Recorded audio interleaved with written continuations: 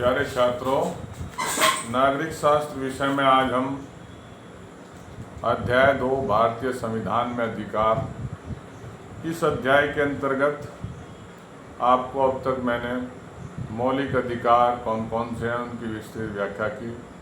इसके बाद मौलिक कर्तव्य का क्या महत्व है, भारतीय संविधान में कितने मौलिक अधिकार हैं उनके विषय में चर्चा की।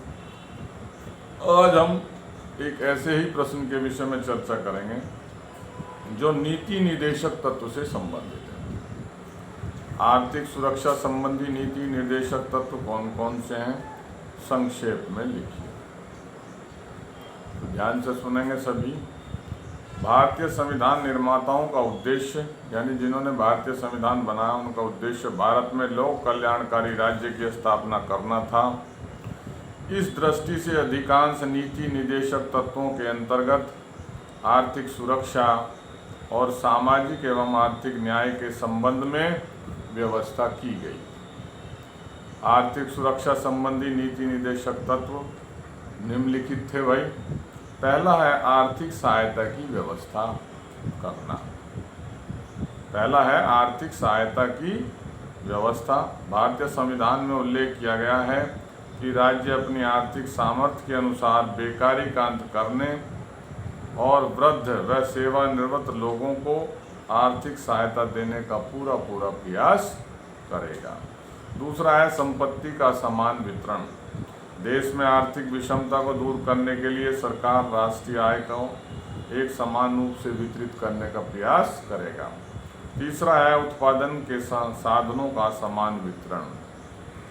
राष्ट्र का यह कर्तव्य है कि वह उत्पादन के समस्त साधनों को एक ही स्थान पर केंद्रित न होने दे और सार्वजनिक हित को किसी प्रकार की हानि न पहुंचने दे तथा उत्पादन के समस्त साधनों के उचित वितरण की व्यवस्था को सुनिश्चित करे। नंबर 4, श्रमिकों को संरक्षण। संविधान के अनुसार राज्यों को ऐसी व्यवस्था करनी होगी जिसमें श्रमिकों को उनके श्रम के अनुपात में पारिश्रमिक मिले तथा स्त्रियों को प्रसूति काल में सरकारी सहायता प्राप्त हो सके। समान वेतन की व्यवस्था। राज्य का कर्तव्य है कि राज्य प्रत्येक नागरिक को, चाहे वह स्त्री हो या पुरुष, समान कार्य के लिए समान वेतन की व्यवस्था का प्रयास करेगा। कुटीर एवं लघु उद्योगों को प्रोत्साहन। राज्य का कर्तव्य होगा कि वह गाँव में व्यक्तिगत अथवा सहकारी आधार पर कुटीर एवं लघु उद्योगों को प्रोत्साहन दे।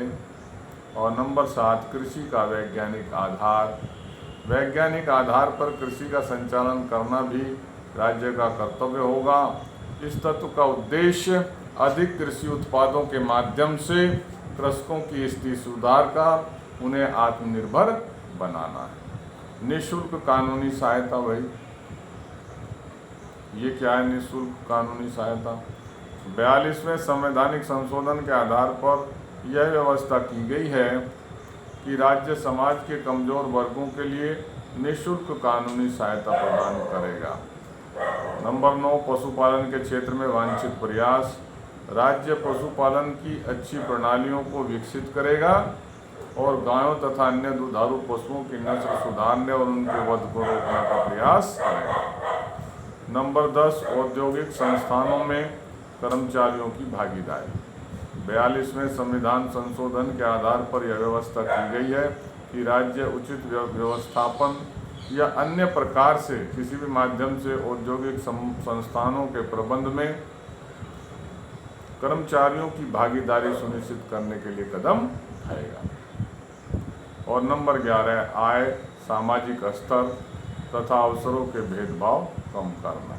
ये भाई 44वें संवैधानिक संशोधन के आधार पर यह व्यवस्था की गई है कि राज्य विभिन्न समुदायों को प्राप्त होने वाली आय, सामाजिक स्तर, सुविधाओं और अवसरों संबंधी भेदभाव को भी कम करने का प्रयास करेगा। इस दिशा में अभी संतोषजनक प्रगति नहीं हुई है। सरकार के प्रयासों के साथ साथ जन सामान्य का सामाजिक स्तर ऊंचा उठाने के लिए युवा पीढ़ी को भी आगे आना होगा।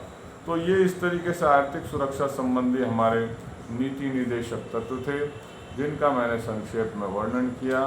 सभी छात्र इन्हें जो मैंने आपको वीडियो के माध्यम से भेज रहा हूँ, इन्हें ध्यान से सुनेंगे। धन्यवाद।